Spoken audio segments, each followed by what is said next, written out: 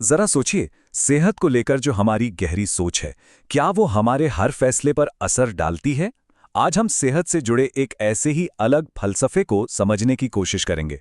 एक ऐसा नजरिया जो बताता है कि हमारी सोच ही हमारे काम और यहाँ तक कि हमारे डर को भी कैसे कंट्रोल करती है। चलिए देखते हैं ये दिलचस्प नजरिया क्या है।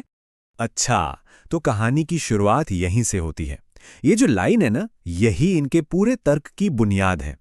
ये सिर्फ एक सोच नहीं, बल्कि एक दावा है कि अगर कोई सेहत के असली उसूलों को समझ जाए तो उसका बर्ताव, उसका रहन-सहन सब कुछ बदल जाता है।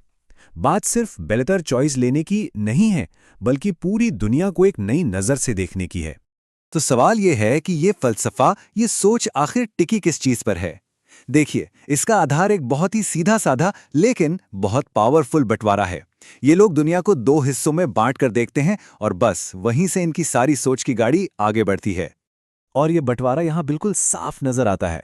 एक तरफ है कुदरत, यानी पानी, खाना, हमारा अपना शरीर, जिसे ये लोग कुदरती तौर पर अच्छा मानते हैं, और दूसरी तरफ वो चीज़ें जो इंसान ने बनाई हैं, जिन पर ये शक की निगाह से देखते हैं।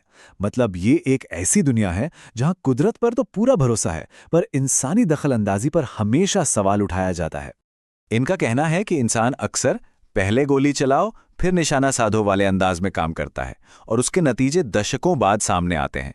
इसके लिए वो एक बहुत ज़बरदस्त मिसाल देते हैं कि कैसे बच्चों का वैक्सीनेशन शेड्यूल सिर्फ एक टीके से शुरू होकर 72 से भी ज़्यादा तक पहुंच गया। उनके लिए ये इस बात की सबसे बड़ी निशानी है कि कैसे अच्छी नीयत से शुरू हुई चीज़ें भी हाथ से निकल सकती हैं। अब यहाँ से मामला एक बहुत ही, कह सकते हैं, ड्रामेटिक मोड़ लेता है। अपनी बात को समझाने के लिए ये लोग मॉडर्न मेडिसिन की तुलना एक ऐसी चीज से करते हैं जिसके बारे में शायद ही किसी ने सोचा हो, और वो है जादू टोना। हाँ, जादू टोना, ये बहुत बड़ा दावा है। तो चलिए देखते हैं कि वो इसे साबित कैसे करते हैं। तो ये कहानी शुरू होती है एक सीधे से सवाल से। कोई इंसान सच में सेहतमंद होना चाहता है या बस अच्छा महसूस करना चाहता है?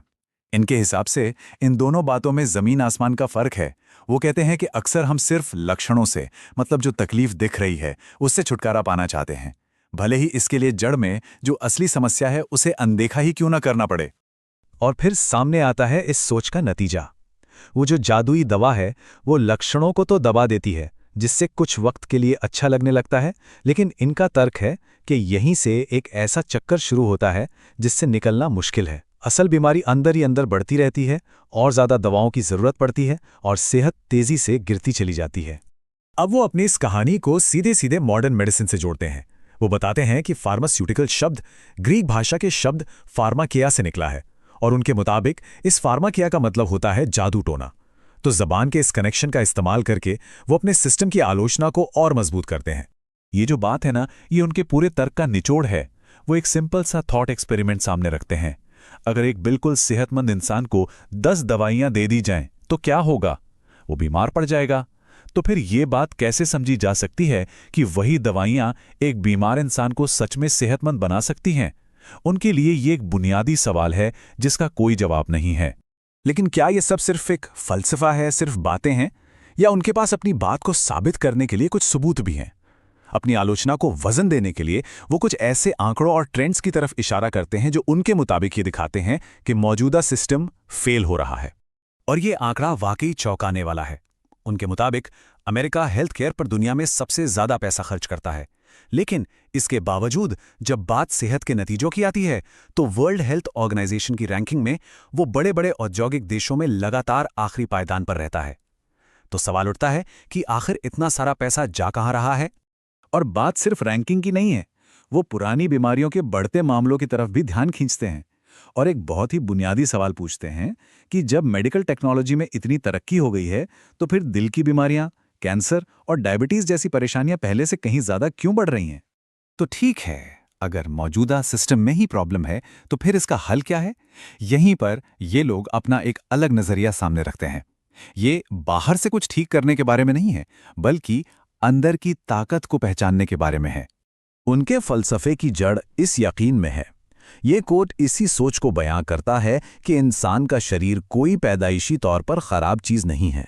ये कोई खराब मशीन नहीं जिसे बार बार ठीक करने की जरूरत पड़े, बल्कि ये एक अद्भुत रचना है जिसमें खुद को ठीक करने की कमाल की ताकत है। इस कॉन्सेप्ट को वो सहज बुद्धि या इनेट इंटेलिजेंस कहते हैं। मतलब ऐसे समझिए कि सेहत कोई बाहर से खरीदने वाली चीज नहीं है, बल्कि ये एक अंदरूनी ताकत है जो हर किसी के पास पहले से मौजूद है। काम बस इतना है कि उस ताकत के रास्ते में जो रुकावटें हैं उन्हें हटाया जाए। और ये अंदरूनी ताकत काम कैसे करती है? उनके मुताबिक इसका कंट्रोल रूम है हमारा नर्वस सिस्टम। दिमाग से सिग्नल निकलते हैं, रीढ़ की हड्डी के जरिए वो पूरे शरीर के हर हिस्से तक पहुंचते हैं। जब तक ये कम्युनिकेशन का रास्ता, ये हाईवे साफ रहता है, तब तक शरीर कुदरती तौर पर खुद को ठीक करता रहता है। ये सारी बातें हमें आखिरी और शायद सबसे पावरफुल आइडिया तक ले आती हैं। अगर कोई किसी सिस्टम से सहमत नहीं है तो उसे क्या करना चाहिए? वो एक बहुत ही रैडिकल सुझाव देते हैं, बस उस सिस्टम का हिस्सा ही मत बनो।